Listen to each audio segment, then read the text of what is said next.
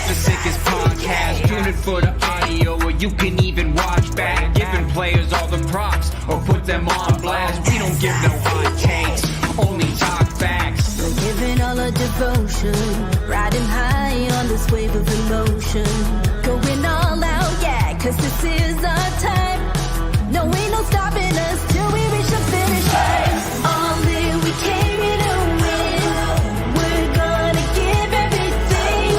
S-I-C-K on the run. S-I-C-K, sick, sick. On fire, we're ready to fight. We'll bring the house down tonight. S-I-C-K on the run. S-I-C-K, sick, sick. Play it on the car ride, play it when you lounge. X and O, you know that we can hold it down. Shout out to my man Sammy, got it off the ground. And to all the listeners tuned in right now, got debates, analysis, and speculation. This is sports talk for the new generation. You know where to find us, got a reputation. Sick podcast, your #1 sports destination. Giving all our devotion, riding high on this wave of emotion. Going all out, yeah, cause this is our time. No, ain't no stopping us till we reach the finish line. All in, we came here to win. We're gonna give everything. S-I-C-K on the run. S-I-C-K, sick, sick. On fire, we're ready to fight. We'll bring the house down tonight. S-I-C-K on the run. S-I-C-K, sick, sick. S-I-C-K, it's the sickest podcast. Tune in for the audio, or you can even watch back. Giving players all the props, or put them on blast. We don't give no hot takes, only talk back. S-I-C-K, S-I-C-K, S-I-C-K, S-I-C-K, S-I-C-K, S-I-C-K, S-I-C-K. all in, we came here to win. We're gonna give everything. S-I-C-K on the run. S-I-C-K, sick, sick. S-I-C-K, it's the sickest podcast. Tune in for the audio, or you can even watch back. Giving players all the props, or put them on blast. We don't give no hot takes, only talk facts. We're giving all our devotion, riding high on this wave of emotion. Going all out, yeah, cause this is our time. No, ain't no stopping us till we reach the finish line. All in, we came here to win. We're gonna give everything. S-I-C-K on the run. S-I-C-K, sick, sick. On fire, we're ready to fight. We'll bring the house down tonight. S-I-C-K on the run. S-I-C-K, sick, sick. Play it on the car ride, play it when you lounge. X and O, you know that we can hold it down. Shout out to my man Sammy, got it off the ground. And to all the listeners tuned in right now, got debates, analysis, and speculation. This is sports talk for the new generation. You know where to find us, got a reputation. Sick podcast, your #1 sports destination. Giving all our devotion, riding high on this wave of emotion. Going all out, yeah, cause this is our time. No, ain't no stopping us till we reach the finish line. All in, we came here to win. We're gonna give everything. S-I-C-K on the run. S-I-C-K, sick, sick. On fire, we're ready to fight. We'll bring the house down tonight. S-I-C-K on the run. S-I-C-K, sick, sick. S-I-C-K, it's the sickest podcast. Tune in for the audio, or you can even watch back. Giving players all the props, or put them on blast. We don't give no hot takes, only talk back. S-I-C-K, S-I-C-K, S-I-C-K, S-I-C-K, S-I-C-K. S-I-C-K. Turn up your volume. Because you're about to listen to The Sick Podcast. With Tony Marinaro, 55 seconds left in the penalty, a minute and 27 seconds left in regulation time. Boston 4, Montreal 3. Lafleur coming out rather gingerly on the right side. He gives it into Lemaire, back to Lafleur. Oh! The sickest Montreal Canadiens podcast. You're in the ball! Sports entertainment like no other. Rejoint, on lui fait perdre la rondelle, une passe devant. Et c'est le dégagement et ce sera la victoire des Canadiens. Coupe Stanley pour les Canadiens. Le 23e de l'histoire. You found the dogs! John, you found the dogs! He found the dogs! And all together, they worked a young team to the top. And now, a 24th Stanley Cup banner will hang from the rafters of the famous Forum in Montreal. The Canadiens win the Stanley Cup! Brought to you by Energy Transportation Group. Driven to be different. LaBita.tv. Embrace your true nature. And Playground, your premier gaming destination. It's gonna be sick. Good Friday evening, everyone. I am your host, as always, on these Fridays. My name is Matt Ohayon, the Hebrew Hammer, and hope you all had a great week. Thank you for starting off your weekend with us. Let's get into it. The Sick Podcast is brought to you by Energy Transportation Group, who have recently been named by Deloitte and CIBC as one of Canada's best managed companies, the country's leading business award recognizing innovative and world-class companies. The Best Managed Canadian Companies Award designation fuels Energy's purpose of creating progress for our customers, our employees, our communities, and our communities. Join a winning team and check out Energy's career page for all available opportunities. You'd think I'd have nailed that one down after reading it for so many weeks in a row.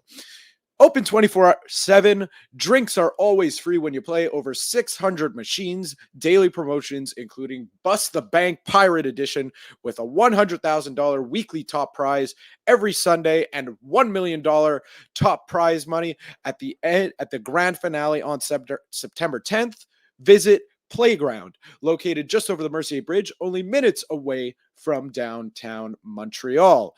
Also brought to you by La Bita TB beer, brewed in Quebec and a winner of a dozen international awards. La Bita TB offers quality microbrewery beers made with premium ingredients for everyone's taste. La Bita TB, embrace your true nature. And by Murphy Clinic, who are an aesthetic clinic specializing in medical aesthetic care. They offer permanent laser hair removal, as well as a wide range of treatments for skin problems such as acne, rosacea, fine lines, and more. They currently have 2 clinics, one located in Montreal's Shop Angus, and the second one on the North Shore in Terrebonne. They're also opening up very soon in Quebec City. Visit murphyclinic.ca or on Instagram at Murphy Clinic. Well, football training camps are well underway as it's the preseason in the NFL. The MLB is in full swing, of course, dog days of summer. And the NBA, not really much happening there, but we are inching closer and closer to NHL training camp. And because of that, speculation starting to arise of who will be the rookies that will crack Montreal's roster, if any. So, who better to talk about this than someone who's written an article just recently than Trege Wilson? We've had him before on the show, and he's back. Trege, how you doing? Good. How are you? I'm doing fine. Weather's okay. Weekend starting, so been looking forward to this weekend. I'll be honest. It's been a long week. It's been a long week between last week I was on vacation, so the first week back is always tough. It's always tougher when you start your week. Or you end your vacation with 3 days of one Metallica concert and 2 festival days. So that it's always a tough week when you start your first week back at work off that. Not much rest was in my was under my belt. Well, that's good. Take the weekend, rest up, and then get back at her on Monday, I guess.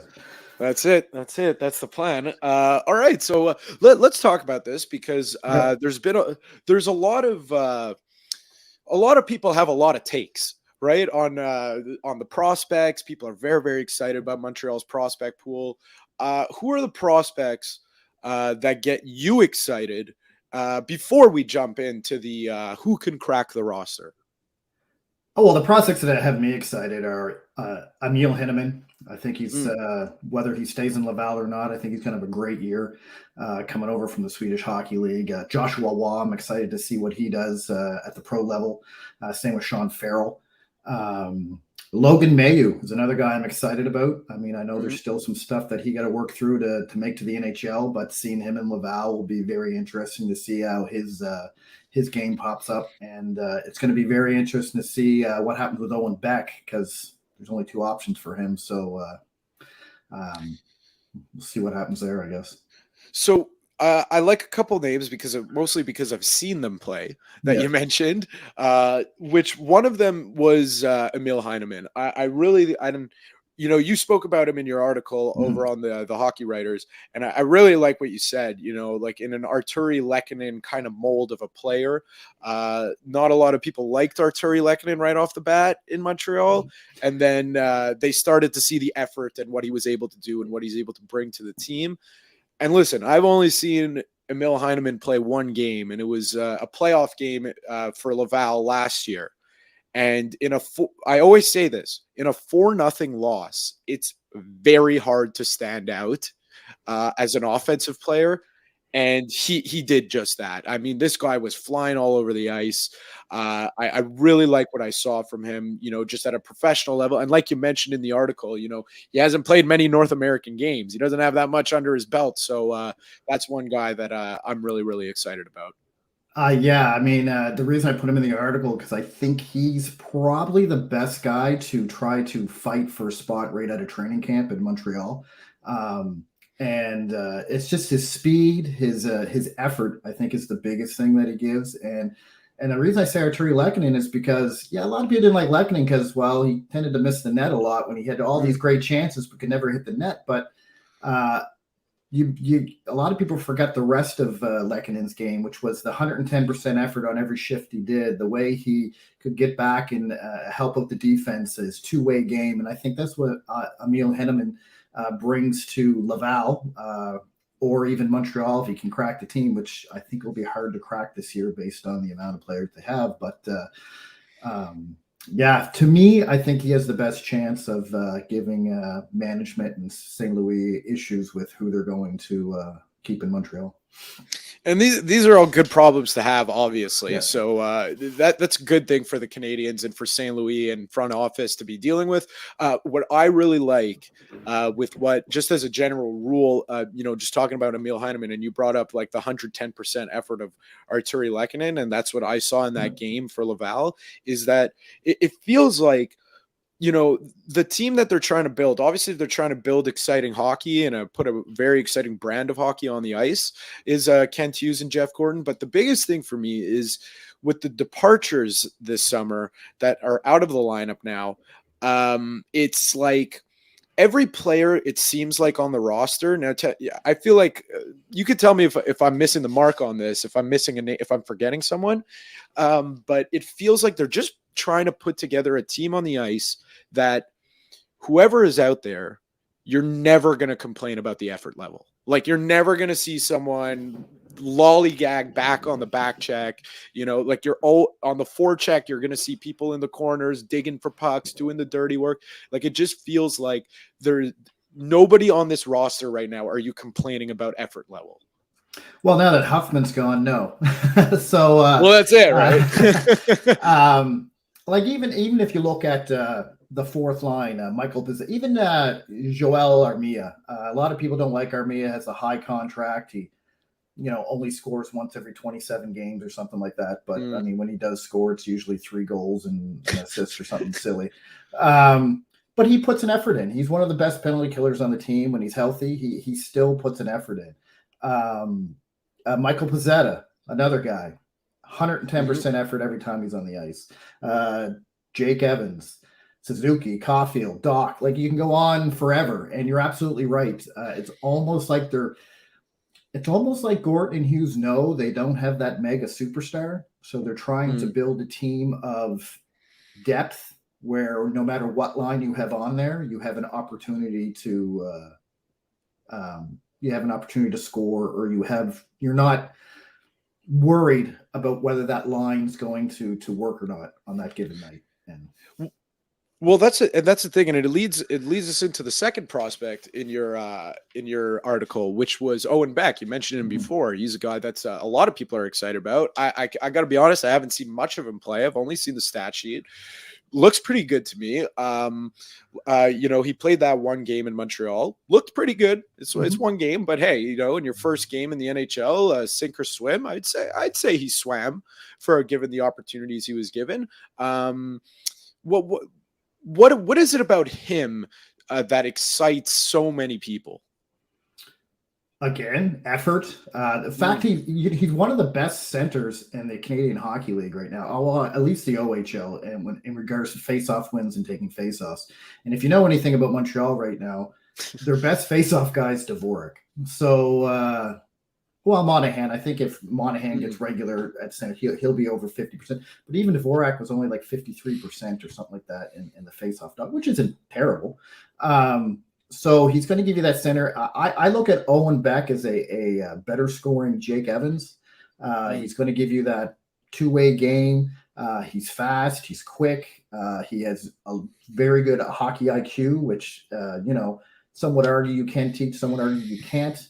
Now, don't get me wrong. I don't think he's going to be this top six scoring forward, but I think he's going to be a solid third-line center that could get you 20 goals, 40 points, maybe. You know what I mean? Like that one guy if Doc's our center of the future for the second line, if he's hurt, he can pop up into that second line and you're not worried about it. He can take key face-offs in the defensive zone. He gives an element of the game that Montreal's been really missing for a long time, and that's a strong center that you can count on tough situations. And I thought he played well. I covered the World Juniors there when it was here in Halifax, and when he did get called up, I thought he played really well in there. For a guy who just joined pretty much in the medal round, he didn't look at a place. He had to work up his minutes, but once he did, he was a solid player for that team.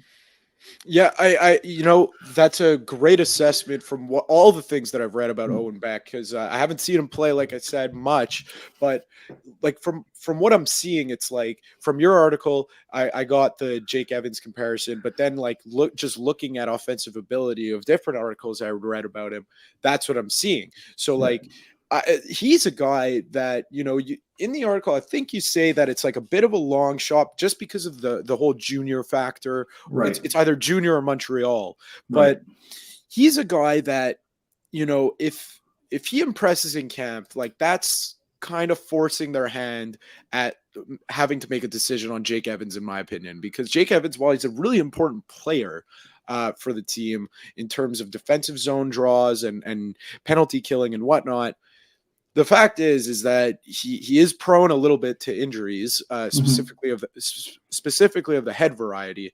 And the other thing is that you don't score much. And listen, I see the value of a defensive player. I do. However, on a team that, struggles to score goals and that doesn't have that guy to look to other than Caulfield that, can consistently put the puck in the net, you need all the help you can get. And that's what I feel like is Jake Evans' shortcoming, is he'll always give the effort. No doubt about that. And he's a good player defensively, but just there's so much to be desired on the offensive side of the puck. Well, I like Jake Evans. I like his game. I often wonder if he'd be a NHL player on a different team. Montreal right now is so stock full of centers, though. Really, when you go into the season, they have Suzuki, they have Doc, they have Monahan, they have Newhook, they have Evans. Dvorak, I think, is going to start the season injured, so I'm not sure when he's going to come. The rumors are he's going to miss the first couple of weeks of the season. So that may have an opening for Beck, maybe to get his 9 games in at the first of the season, just to see how he reacts. However, with that overabundant amount of centers they have, you're absolutely right. If they say, hey, you want Owen to stay with the team, I think that pushes Jake Evans out, and it'd be interesting to see what they would do with him.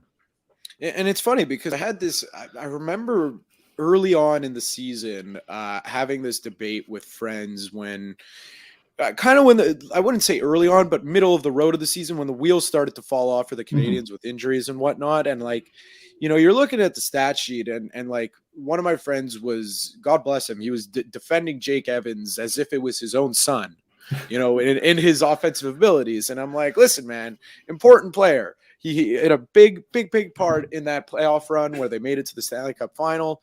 But again, you're paid to, a lot of players in most cases are paid to put the puck in the net.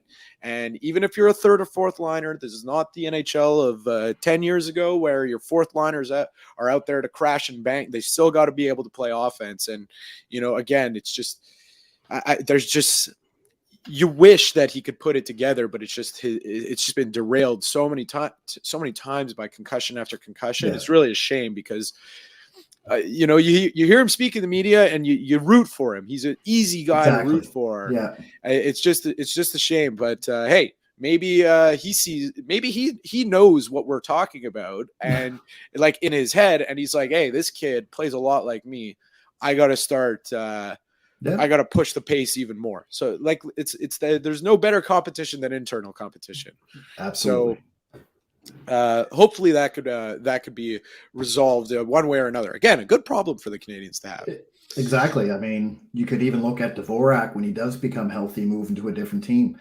I know a lot of fans want Dvorak out basically because of his contract and the fact that he's not living up to whatever expectations they had for him. But at some point, you got to start moving guys out at a position of strength, which they have right now at center.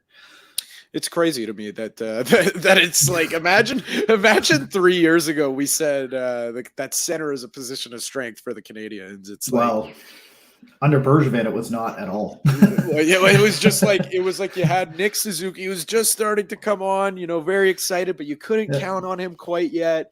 And then you had Phil Deneau, and then it was like, all right, let's like open tryouts. Let's go. Who else could play center? And then before Deneau, it was Plekanec. Plekanec was basically the number one center. So, yeah. Oh man, and you know what? It fit pretty well.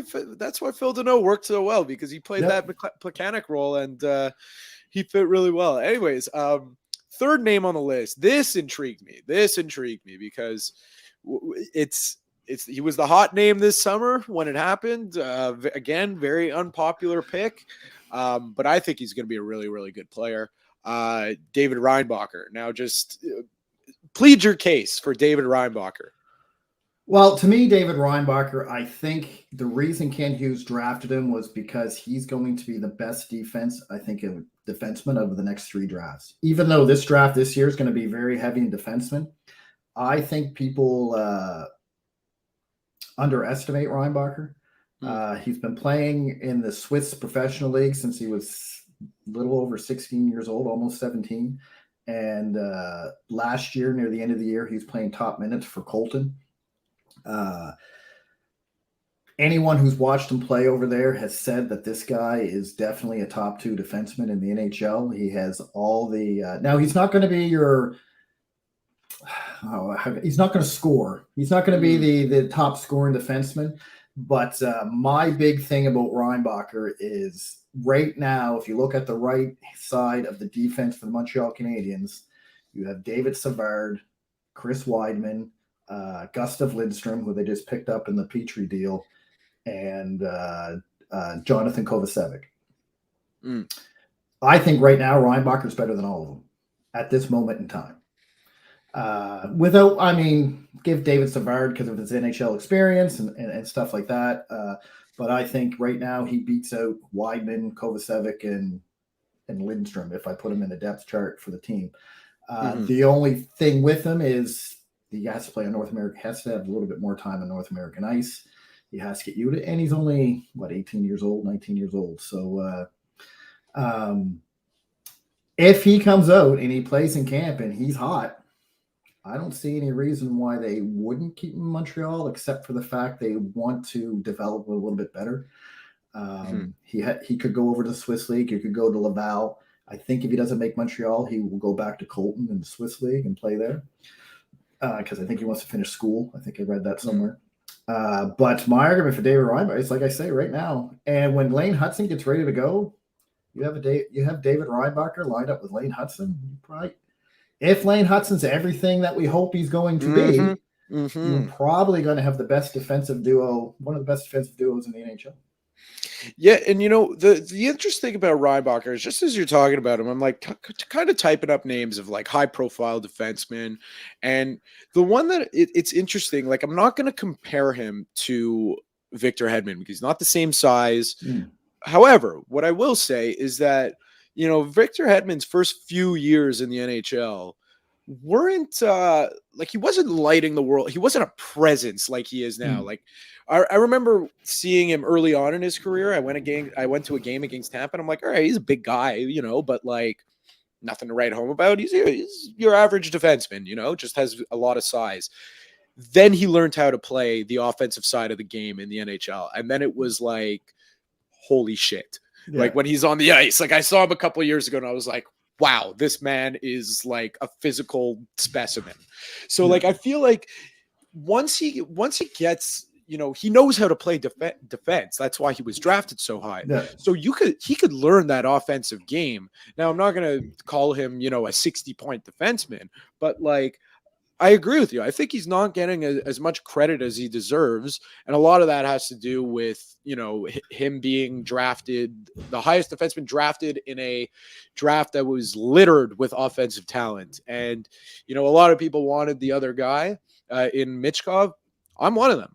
But when it happened, I remember a lot of my friends were like really, really pissed. And I'm like, guys, like this guy's going to be a really good player. We're not mad that we don't think he's going to be bad. We're just mad that they didn't draft the other guy. So like, that's like really, I feel like what a lot of fans are experiencing right now. But I think, I think him making it out of camp would like really be like a, oh my God moment. The Jeff Gordon and Kent Hughes are the smartest people that have ever graced this earth kind of thing. Because like, I don't think anyone is really expecting it, but I hear your case, and anyone could force anyone's hand when it comes to training camp.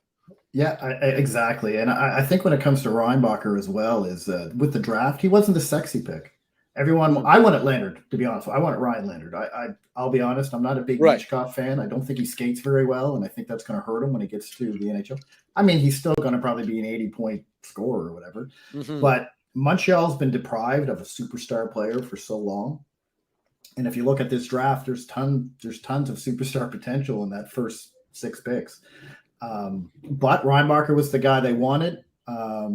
I'm not mad about the pick. It wasn't the guy I wanted, but I think Hughes and Gordon are smarter than I am. So exactly. They know what they want. They know. And then when you think about it, like I say, Reinbacher paired with Hutton, and if Hutton's what we think he's going to be, or Hudson, I should say, that's going to be a dominant. And I think he has more offensive skill than people think Reinbacher does. Again, I compare him to Roman Josi in his style of game. I don't think he's going to get the points that Roman Josi got. Like I said, I'm with you. I don't think he's going to be the 60-point defenseman, like maybe 40 tops, 45.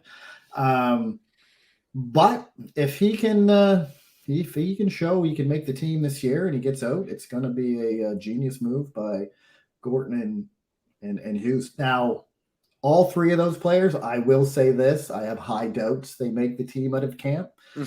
But I do believe you're going to see Beck and Heineman at some point in the season play for the Canadiens, at least them 2. Oh, for sure. You'd have to think that those 2 guys on the forward side, those 2 guys and Joshua Roy are like the first guys where it's like, okay, there's an injury. You're playing well in Laval. Let's see what you could do. Next man up. Let's go. Something it's actually, you know what, we could get into it a little bit. It's something I spoke about. I think it was last week or 2 weeks ago with Charles-Alexis Brisebois, another regular on our show, which was, coming into camp, I feel like there's got to be Joshua Roy's got to feel some pressure because he's a Quebec kid. It's tough because there's not the roster spots like you said, but like I feel like everyone now that like Arbor Xhekaj, it's like where the hell did he come from? He just forced his way onto the team kind of thing. I feel like people think, and including inside the Canadiens organization, that could be a regular thing, especially with the talented group that they have in their prospect rank. So I don't know. I feel like he could feel a little bit of pressure. And hey, we saw it at the World Juniors. Pressure lit to fire under this guy's ass. So, like maybe it'll be good for him. And, cause he is a guy from Quebec, and he's a French Canadian, and he plays in the Montreal Canadiens organization. I mean, I really like Joshua Waugh. I talked to him a lot at the World Juniors when I was covering it back then. I even seen him at the airport the next day. I was flying to Bermuda, and he was going home, and he recognized me. And we had a chat in the airport. And this kid's dedicated, and he knows what he wants. He knows where to go, and he knows how to get it. I'm really excited about Joshua Waugh. Injury's going to happen. Him, Sean Farrell, of course, Elias Anderson. Nick Leger, the guy they got from Pittsburgh, they're all going to get their calls. I truly believe, and hopefully we don't have the injury issues we've had the past couple years, sure. But and which will, I think, force the hand of guys like Jack-Eye and Gooley and Harris to get so much time that they get in the NHL. But any type of injury, you're going to see these guys come up. Back when his OHL season's over, if he doesn't make the team, you're going to see him probably play for Montreal the last half of the season. After the trade deadline, when guys like Monahan and maybe Weidman and whoever else is gone, they're going to need room. These guys are going to come up. And I would not be surprised if Joshua Waugh comes up and does a kind of a rough RHP, a Raphael Harvey-Pinard type showing and prove his case. Everywhere he's played top level hockey. And he just proves it over and over again that he is, one of those guys that you can't overlook. And you're right, there's going to be pressure on, but I think he likes the pressure. I think that's what forces him to play as good as he is. And like in Montreal, they need their friend. They need their Frank. I know the argument all the time is the best players, but I think a team like Montreal needs francophone players on their team. And I think he would be a great ambassador for the city and the province. I agree with you with the francophone thing. I it's not that, they should favor them over, favor one guy over another, but it's really important to have that hometown, homegrown guy in your own backyard thing. It's really, really important. Like the Canadiens will be around forever. There's no doubt about that, but you want kids to grow up thinking about in the same vein as, back then, I'm not comparing Joshua Waugh to Guy Lafleur, but it's like you grow up with like a picture of Guy Lafleur. He's so iconic in this province because he was not only an amazing hockey player for the Canadiens, but he was a guy from here. That's why. Yeah. So we haven't had that in so long. And, I really do agree with you. I think it's important. I see it in, I'm from Montreal also, but I'm a big Bengals fan, Cincinnati Bengals. And one of the guys on their team, he's not their superstar, but he's a really good player. And the fans love him. His name is Sam Hubbard. He plays on the defensive line. Just a guy that, lunch pail, meat and potatoes kind of guy, goes to work, gets his sacks, and people love him because he's from Cincinnati and he grew up a Bengals fan, and then he went to Ohio State, and then he played for the Bengals. Like that's the trajectory you want to see. It's storybook stuff that you see a kid from Montreal play for the Lac St. Louis Lions, then he goes to the QMJHL, and then he gets drafted by his childhood team. That's what you want to see. I think it's really, really important, especially for a place like here that just puts a lot of emphasis on in the pride of being from Montreal. That's just what it is. And I totally agree. I mean, love or hate Jonathan Drouin, he was great for the community. He over the summers, he did everything for the community. And you need a player who can speak the language, who is from the area, knows what it was like to be a kid growing up watching the Montreal Canadiens or the Quebec Nordiques, depending on where you're from and that. And you need that. And I know I agree. I don't think you should favor them. I don't. But I mean, I think last year, the year before was the first time Montreal ever rostered a team that did not have a francophone player on it. And, that was the year that was it wasn't the COVID shortened year, but I think it was the year after where we had the COVID restrictions. We were playing in front of empty buildings still for half the year kind of thing. And me as one, and I'm an Anglophone. I'm from the Maritimes.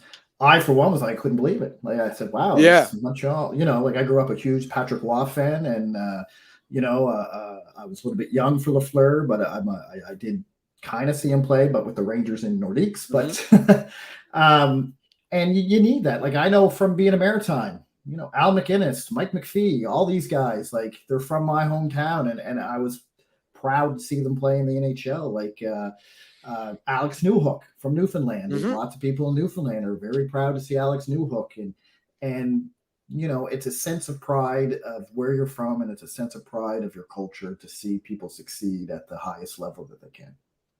Especially nowadays, you know, I feel like, especially now that Patrice Bergeron has announced his retirement, like there's a lot of good players that have come through Quebec. I feel like there hasn't been like that dominant force in quite some time. You know, like the last one I could think of from Quebec, I'm talking, is like Vincent Lecavalier when he was with the Lightning. And then he left, and then he kind of fell off the wagon a little bit in terms of his production. But, you know, that's really like the last time there was that ultimate Quebec player. Yeah, I think you're right. And I don't know if that's a sign. I mean, even if you look at the drafting over the years, the Quebec Major Junior Hockey League just doesn't get the prospects drafted like they used to. And mind you, they win the Memorial Cup almost every year. Single year. But for some reason, on an individual level, there's no one. I don't know if that's an issue with Quebec hockey. I don't know if that's an issue with now. Whether taking out the fighting is going to make any much of a difference, I mean, that's a whole different debate, I guess. But I don't know. It's tough to see. I don't know what's going on there. But you're absolutely right. I'm trying to think now of the last superstar francophone player that Daniel Briere, maybe. See, but like I don't know. Even he wasn't. Yeah, exactly. That's what I'm saying. But I mean, listen. With the Buffalo Sabres, he was a 90-point player. Yeah. But like, he wasn't the face of a franchise. Like when the Lightning came to town, it's like, oh my God, I'm going to see Vincent Lecavalier. This is crazy. When it was the Sabres coming to town, this is like, these are my early days of watching hockey. It's like, oh my God, it's Daniel Briere, it's Chris Drury, it's Maxim Afinogenov, Ryan Miller. Like they just were loaded. So he didn't really like shine bright on the team as like an individual, you know? Martin St. Louis, maybe? When he played with the Rangers, and he played with the Rangers near the end of his career. So I mean, but you're right. I'm just trying to. I'm trying to think of. I mean, there's Chris Letang again, but you know, overshadowed by Crosby, obviously, correct, and Malkin. There's again great players, but when has it been like we need a game plan around that guy? And it was it was a Quebec-born player. It's been a while. Yeah. I think it's important that we need those in the league. Roberto Luongo, maybe. There you go. That's a good one. Yeah. So, but again, these are all guys that are they're not in the league anymore. And then Patrice Bergeron. I mean, I guess he's the last. He's gone now. So, wow. I guess we had our hopes in Jonathan Drouin, but that didn't work out, I guess. But well, there you go. So, I mean, hey, I think it's really important, again, just like you want to have people growing up wanting to play for the Canadians. Because like you even look at it here right now, like no one really talks about like growing up and wanting to play in the NHL in Montreal. I find basketball has been getting a lot of momentum, and soccer's been getting a ton of momentum, especially now that Messi's in the MLS. It's kind of like with the Canadians going through rough times, plus there's no one for like the fans to really say like, I can grow up and be just like him kind of thing, where you relate on a personal level. We need it. We need it bad. I think that's also an NHL marketing issue too. I think the NHL doesn't market its players the way it should, like the NBA and the NFL and the Major League Soccer does. But when it comes to Montreal, I mean, I would love to see. I mean, I always make this joke: Montreal's never won a Stanley Cup without a French superstar. There you go. Yeah, it's true. It's true. They've never won a Stanley Cup without a French superstar. So. Whether they get one, I don't know. I mean, but like, you know what? Just can you imagine the like it would be sold on T-shirts. The Bell Center would be selling them if had the Canadians won that cup against the Lightning. Just Phil Deneau pizza, like that was like marketing gold. Phil Deneau with the pizza. It was if he stayed a Montreal Canadian after that, it's like they would have been all over that, and that would have been our my generation's, like build the statue kind of thing. Like he's not a legendary player like the other ones, but hey, winning a cup kind of enshrines you as a legend. It does, and I think that's what. The only thing Carey Price missed out in his career was that cup. Other than that, Price is a retire his number Hall of Fame type guy, and hopefully Montreal does retire his number, but he doesn't have a cup, so that's where you kind of have to wonder if they will. Just quickly on that thing, it's like I always said that that for me, if they were going to retire a player's number without a cup, it would be Saku Koivu. Just like me growing up, like this guy was my idol. I really, really just admired him.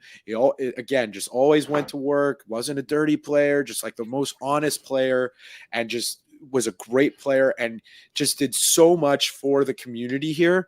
And I found that like that was like bigger, like he was a larger than life figure because of that fact of like, of course, what happened to him with the cancer and then what he did for the community in Montreal, making Montreal a major city in terms of cancer research. So I just found that like he was the guy. And then Carey Price steps along and on the ice, you can't really argue, can't really argue with what he did. So it'd be interesting to see how they move the bar in terms of as the years go on in terms of retiring numbers, because, hey, you're not going to get players anymore that win 17 Stanley Cups. Connor McDavid hasn't even won one yet. So that era is over. The era of multiple cups and franchise or dynasty teams, I think, is over. I think Tampa Bay is the closest we're going to get to a dynasty, and they won what? 2? They won 2. There's also the 2 ones in modern. I guess you could call it. There's a couple that happened. Yeah. But it never went past 3. Yeah, 3 was always the bar. It never goes past 3. There was Chicago, LA won 2, Crosby won 3. Over a longer period of time, they kind of went through a down period, and then Tampa Bay. But again, it's just like they never, even Colorado. Everyone thought Colorado would be the next one. Yeah. And then they got eliminated in the first or second round. So, hey. It's just the parody of the NHL now with the salary cap. There you go. Anyways, this time flew by, Trege. I really got to thank you. No worries. I'm definitely going to have you back on to talk more prospects, especially when the preseason gets rolling. Because you're already familiar with these guys. So I would love to get your takes on what you see from them once they touch the professional ice. So I got to thank you for your time. No worries. Enjoy your weekend, and we'll speak soon. You too. That was Trege Wilson of the Hockey Writers. I am Matt Ohayon of the Sick Podcast. Thank you so much for tuning in this week. We'll catch you next time. And that's a wrap. Hope you don't miss us too much until next time. Follow the Sick Podcast with Tony Marinaro on YouTube, Instagram, Facebook, Google Play, and Apple Podcasts. The Sick Podcast is brought to you by Energy Transportation Group, driven to be different. LaVie.tv, embrace your true nature. And Playground, your premier gaming destination.